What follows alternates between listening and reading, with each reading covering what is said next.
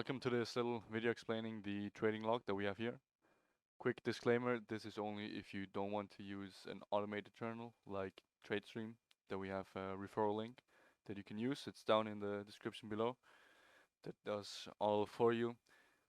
This trading log that we have created here is the closest thing that you could get. It will require some getting used to it, but I think it's super easy. So let's start with the top section here. So essentially, in all the parts that are yellow, you can fill things out. In the rest, there's most likely formulas, so wouldn't touch them. As always, we use $1,000 here. Then you can select your account risk that you want to take per trade. Account risk means how much of your total account do you want to put on the line. We go from 0.5 to 2.5%. You can go higher if you want and are more uh, okay with risk. That's up to you. Wouldn't recommend going over 2.5, 3%. Then here we have this third box you can fill out, stop loss. This is the stop loss on your actual trade. So if you measure from entry to your stop loss, what percentage difference there is, you put that in here.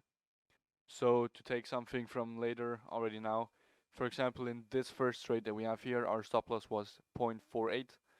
If we type that in here, we get the position size that we need to use for any position. Here we have a little statistics board, how many trades we took in total, how many longs, how many shorts, and then how much profit we made from all the trades total and our win rate.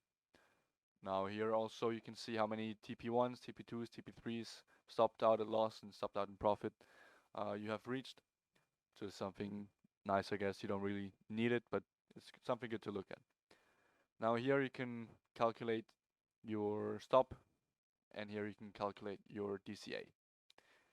Alright, let's just look at one trade here. We have two filled in already for you. These are the ones that we took in the live stream in Wave in the trading room the day before yesterday. In the first field, you can post your TradingView link if you want to. You can paste your entry signals, the status, whether it's open, closed, order set, or cancelled. You can do anything here. The date, the coin, direction, long or short. This here is not yellow, so you don't need to fill it out. Now here, let's just use the ones at the top actually. So here we have a stop loss of 0.48. So with this gives us a position size of $2,083.33. Now this in Bitcoin is this price.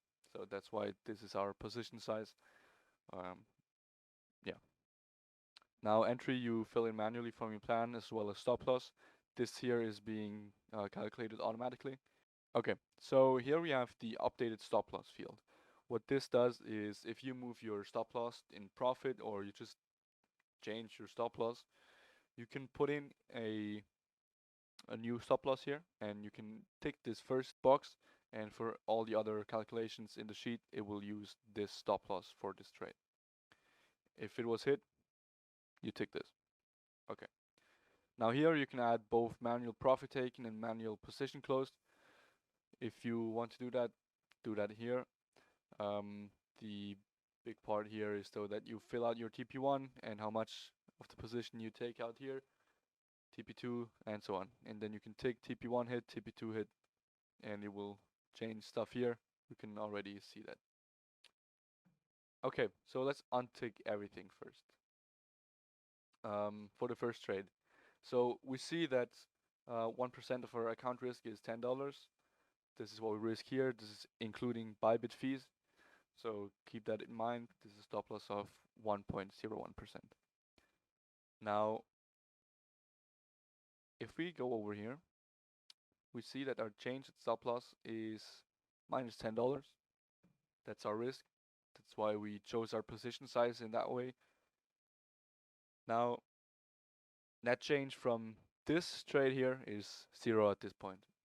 Now, when we hit TP1, we see this changes.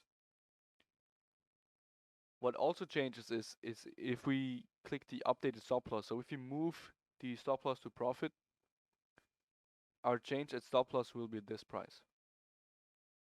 And if we hit it, this is our net change. Now we can just move the stop loss in profit and then hit the take profit. That works as well. If you have multiple TPs, let's say you only do this and then you here add the rest, you can increase that as well. And you can split it all over the whole thing. Now, in case you only have hit TP1 and not at TP2, you will see that here you have a remaining position size open. This is just for you to see if there's anything not going on, but you will see this also when you just look at your exchange or the terminal that you're trading with.